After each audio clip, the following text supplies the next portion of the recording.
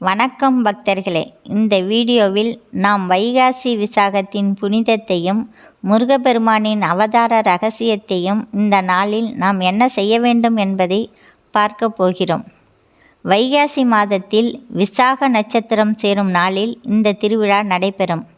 இந்த நாள் ஸ்ரீ முருகப்பெருமான் பிறந்த நாளாக கருதப்படுகிறது. இதற்காக பழனி, திருச்செந்தூர், சுவாமிமலை உள்ளிட்ட 6 படை வீடுகளிலும் கோலாகலமாக விழா நடக்கிறது. முருகன் சிவபெருமான் மற்றும் பார்வதியின் மகன். அவர் 6 பசுபத முனிவர்களால் வளர்க்கப்பட்டு 6 முகங்களுடன் அழகாக விளங்கினார். அதனால் அவரை 6 முகன் என்று அழைப்போம். தாரகாசுரனை சம்ஹரித்து தேவர்களுக்கு நன்மை செய்து உலகிற்கு ஞானம் கற்றுத்தந்தார். அவர் தோன்றியதுதான் வைகாசி விசாக தினம்.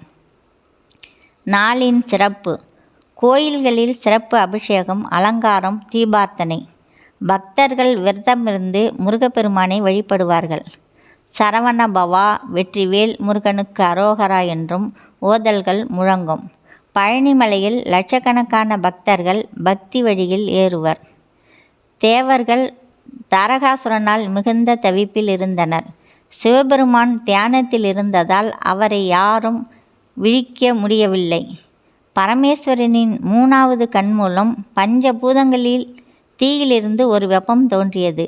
அது சரவண பொய்கையில் போய் சேர 6 குழந்தைகள் தோன்றினார்கள். பார்வதி தேவி அதை ஒன்றாக்கி முருகனாக ஆக்கினாள்.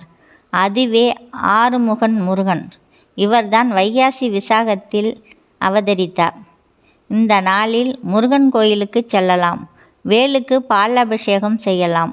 முருகன் 108 நாபாவளி ஜபம் செய்யலாம். கந்தசஷ்டி கவசம், சுப்பிரமணிய புஜங்கன் போன்ற ஸ்லோகங்களை ஓதலாம்.